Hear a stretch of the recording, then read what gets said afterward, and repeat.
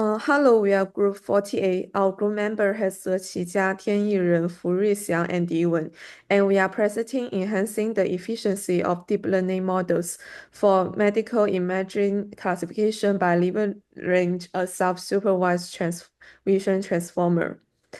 Our objective is to develop a more efficient and resource-friendly model for medical imaging classification by using the Dino version 2 architecture trained on the HARM 10,000 dataset. We aim to balance model size, inference speed, and classification accuracy by applying post-training dynamic quantization to both the vision transformer backbone and the classifier layer. Our work is making advanced medical diagnostic tools more accessible and practical in real-world healthcare settings.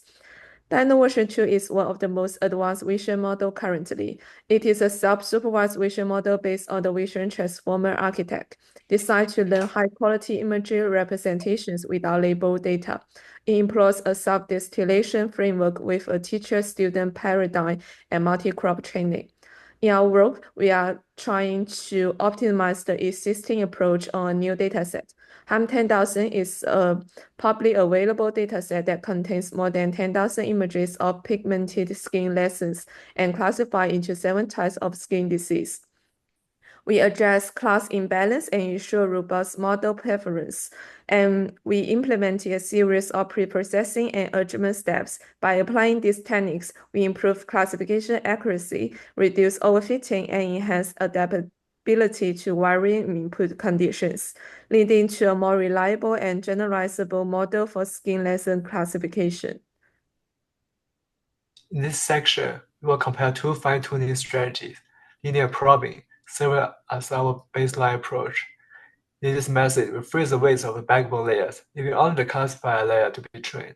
We optimize the classifier using the NW optimizer, setting a learning rate specific per head. Next, we move to a partial fine-tuning, which is an optimized approach. We will unfreeze the last 2 to 5 layers of the backbone, and the classifier layer as well. And we use a separate learning rate for the backbone and the classifier. So for quantization, we'll use the TensorRT model optimizer library, which contains several quantization algorithms. The quantization steps are split into 2 steps. The first step is the post-training quantization, where we'll use the fine-tuned model combined with the calibration dataset to calibrate and quantize the model. So the calibration dataset is a subset of our training data. We'll use that data to measure the activation ranges of the model so that we can produce a more accurate quantized model. The second step is the quantization-aware training.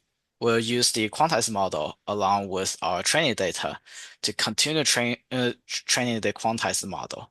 This allows us to recover the lost accuracies from the post-training quantization step. So during the training, we'll use the cross-entropy loss as our loss function. We evaluated our models on the HAM dataset using accuracy, inference time, and model size. Our baseline linear probing model gave 80.77% accuracy, and partial fine-tuning improved it to 82.42. For quantization, post-training quant slightly dropped the accuracy to 79.97, while quant-aware training preserved it at 82.03. Quantization brought big gains on inference time and model size, as you can see in the graph. Our key takeaway is that quant-aware training keeps accuracy close to fine-tuned performance, while drastically improved speed and size, ideally for deployment. In conclusion, our quantized Dino V2 model has successfully achieved a balance between model size, inference speed, and classification accuracy. By reducing the model's resource requirements, it can now be deployed in real-world medical image system without sacrificing performance. This breakthrough can have a transformative impact on healthcare, enabling fast, more efficient diagnostic tools. Additionally, the methodology we use can be easily adopted to other AI applications, allowing for broader scalability in industries facing resource constraints. Thank you very much.